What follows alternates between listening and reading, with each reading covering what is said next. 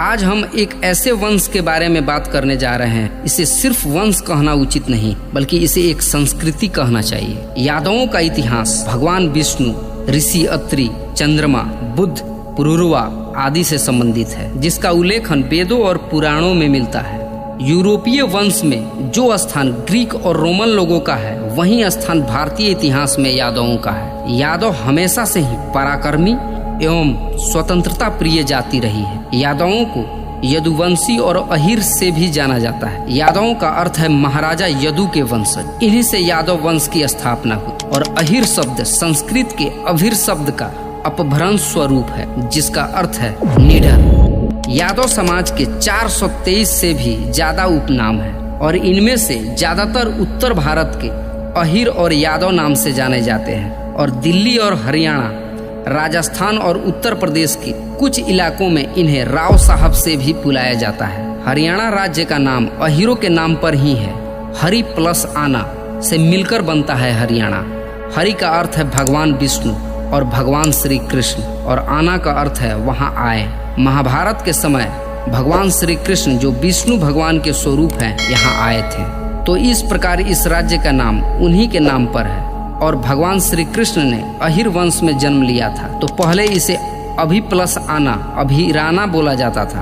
पर समय के साथ भाषा के बदलाव के कारण अहिराना और आखिर में हरियाणा हो गए। भारत की कुल आबादी का 22% भाग यादव वंश का है। भारत का 12.7% व्यापार यादव समाज के लोग करते हैं और भारतीय सेना में 16% सैनिक यादव समाज से हैं। भारत के अलावा नेपाल, श्रीलंका, बांग्लादेश, पाकिस्तान, रसिया और मध्य पूर्व में यादव मौजूद हैं और इसलिए इन्हें दुनिया के इतिहास की सबसे बड़ी जाति भी कहा जाता है। देश की आबादी के अलावा यादवों ने राजनीति, अर्थशास्त्र, इतिहास, विज्ञान, सैन्य, खगोल विज्ञान और अध्यात्म में एक बहुत बड़ा योगदान दिया है। यादवों को हिंदू धर्म में क्षत्रिय वर्ग की श्रेणी प्रदान की गई है और इस वंश में अनेक सूरवीर एवं चक्रवर्ती राजाओं ने जन्म लिया, जिन्होंने अपनी बुद्धि, बल और कौशल से अपने साम्राज्य की स्थापना कर भारत और नेपाल में शासन किया। उनमें से कुछ इस प्रकार है। यादव डायनेस्टी, जिसे सिवना यादव डायनेस्टी से भी जाना जाता है, एक शाही भारतीय डायनेस्टी से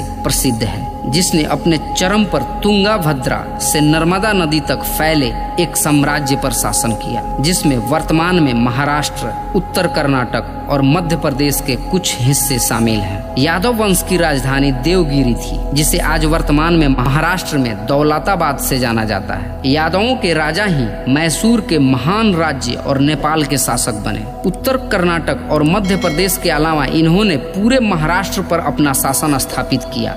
जम्मू कश्मीर के अभिसार में भी यादव का ही शासन था, जिसका राज्य झेलम व चेनाब नदियों के मध्य की पहाड़ियों में स्थापित था, जिन्हें वर्तमान में जम्मू कश्मीर में पुंछ, राजौरी और नौशेरा से जाना जाता है। यादवों के दर्जनों से ज्यादा साम्राज्यों और अनेक सदियों के शासन के अंश आज भी मौजूद है और उनके द्वारा निर्मित प्राचीन धरोहर और साम्राज्य के अवशेष आज तक भी मिलते रहते हैं। दक्षिण भारत के कई प्राचीन मंदिरों का निर्माण यादव राजाओं ने ही किया। यादव के राजवंश का विक्रमशिला व नालंदा विश्वविद्यालय के उत्कर्ष में एक बहुत बड़ा योगदान है। यादव वीरों और उनकी अजय नारायणी सेना ने महाभारत के युद्ध में अपना बेजोड़ शौर्य प्रदर्शन किया था और प्राचीन समय में तो कई राज्यों के सेनापति के पद सिर्फ यादवों के लिए ही आरक्षित थे। आइए अब आपको यादवों के शौर्य से परिपूर्ण व गौरवपूर्ण इतिहास के कुछ पन्नों से भी रूबरू कराते हैं। आजादी के आंदोलन से लेकर आजादी पश्चात तक के सैन्य व असैन्य युद्धों में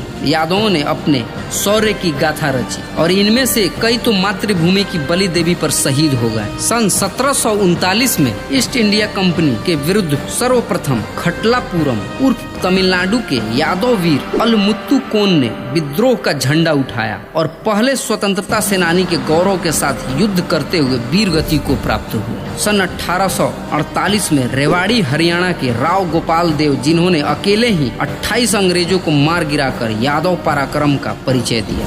10 मई 1857 के स्वतंत्रता संग्राम में यादवों ने प्रमुख भूमिका निभाई और रेवाड़ी के राव रामलाल ने दिल्ली पर धावा बोलने वाले क्रांतिकारियों का नेतृत्व कर आंदोलन को मजबूत किया। 18 नवंबर 1857 को स्वतंत्रता क्रांति के प्रमुख नायक रेवाड़ी नरेश राजा राव तुला राव ने नारनौल हरियाणा में जनरल गोरालड़ और उसकी सेना को जमकर टक्कर दी और इसी युद्ध के दौरान राव कृष्ण गोपाल ने गोरालड़ के हाथी पर अपने घोड़े से आक्रमण कर गोरालड़ का सर तलवार से काटकर अलग कर दिया और आंदोलन को गति प्रदान की। 18 नवंबर 1962 में भारत चीन युद्ध के दौरान यादव सैनिकों का पराक्रम व बलिदान भारत में आज तक सराहनीय माना जाता है, जिन्होंने अपने प्राणों की आहुति देकर राष्ट्र के मान सम्मान और गौरव को बढ़ाया। और तब विश्व इतिहास में ऐसा पहली बार हुआ कि किसी विरोधी सैनिक देश ने दूसरे देश के सैनिकों के शौर्य की तारीफ की। 13 कुमाऊं रेजिमेंट, जिसका दूसरा नाम वीर अहिर भी है, 114 सैनिक वीर गति को प्राप्त हुए थे, जिन्होंने चीन के 1300 से भी ज्यादा सैनिकों को मार गिराया था और युद्ध विराम के लिए मजबूर कर दिया था। और इन्हीं यादव वीरों की याद में और सम्मान में सिसुल से 12 किलोमीटर की दूरी पर एक स्मारक बनाया गया, जिसमें सभी वीर सैनिकों के नाम अंकित किए गए और रेजांगला में ही आखिर धाम की स्थापना भी की गई। इस जाति के शौर्य व वीरता को देखते हुए समय समय पर लोगों द्वारा माननीय सभापति महोदय, भारतीय सेना में अहिर रेजिमेंट की स्थापना की मेरी मांग उठाने की अनुमति देने के लिए आपका धन्यवाद। सभापति महोदय, अहिर रेजिमेंट बनवा दीजिए, हम मेडल से झोली भर देंगे और गोली कहीं भी आएगी हम सीना आगे कर देंगे। अहिर रेजिमेंट के गठन की मांग की जाती रही है और उनकी मांग जायज भी है। दोस्तों, आज जानते हैं कि यादव वंश की उत्पत्ति और भगवान श्री कृष्ण के यादव कुल में जन्म के बारे में। संसार में महानतम वंशों में से एक यादव वंश बहुत विशाल है। अन्य जातियां अधिकांशतः मध्यकाल में अपना लेखन पा सकी, लेकिन यादव जाति इस मायने में वैदिक जाति है। उनके वंशों का उल्लेखन वेदों व पुराणों में मिलता है। विभिन्न धार्मिक और ऐतिहासिक ग्रंथों के अध्ययन के आधार पर चलो इसे जानते हैं। भगवान ब्रह्मा के 10 मानस पुत्र हुए। इनमें से एक है ऋषि अत्रि। ऋषि अत्रि से चंद्रमा का जन्म हुआ और चंद्रमा से चंद्रवंश चला और इसीलिए यादवों को चंद्रवंशी क्षत्रिय भी कहा जाता है। चंद्रमा ने बृहस्पति की पत्नी तारा से विवाह किया, जिससे उन्हें बुध नाम का पुत्र उत्पन्न हुआ। बुध से पुरुरवा, पुरुरवा से आयु और आयु के पुत्र हुए नहुस। नहुस के 6 पुत्रों में बड़े पुत्र यति सन्यासी हो गए, इसलिए उनके दूसरे पुत्र ययाति राजा हुए। महाराजा ययाति की 2 रानियों से उन्हें 5 पुत्र से, जिन्होंने संपूर्ण परराज किया और अपने कुल का दूर दूर तक विस्तार किया। ययाति के पुत्रों से ही समस्त वंश चले। इन 5 पुत्रों में से राजकुमार पूर्व में आगे चलकर पांडव हुए थे और उनके सबसे बड़े पुत्र महाराजा यदु यादव वंश की स्थापना हुई। भगवान श्री कृष्ण का जन्म भी इसी वंश में हुआ।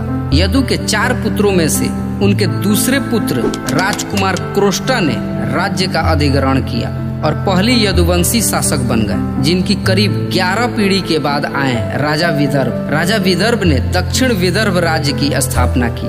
विदर्भ के 3 पुत्रों में विदर्भ के बाद क्रथ राजा बने और फिर क्रथ के करीब 20 पीढ़ी के बाद आए राजा सतवत। इनके 6 पुत्रों में 2 ने नेतृत्व किया, अधक और वृष्णि। अधक वंश में आगे चलकर कंस का जन्म हुआ और वृष्णि में भगवान श्री कृष्ण ने अवतार लिया। कृष्ण भगवान विष्णु के सबसे शक्तिशाली अवतारों में से एक है। यादव समुदाय का एक गौरवपूर्ण इतिहास और विरासत है और जब जब जरूरत पड़ी है वह वीरता एवं शौर्य की गाथा रचते रहे हैं। दोस्तों, अगर आपको वीडियो पसंद आई हो तो लाइक करें, कमेंट करें और शेयर जरूर करें और हमारा उत्साह बढ़ाने के लिए इस चैनल को सब्सक्राइब जरूर करें।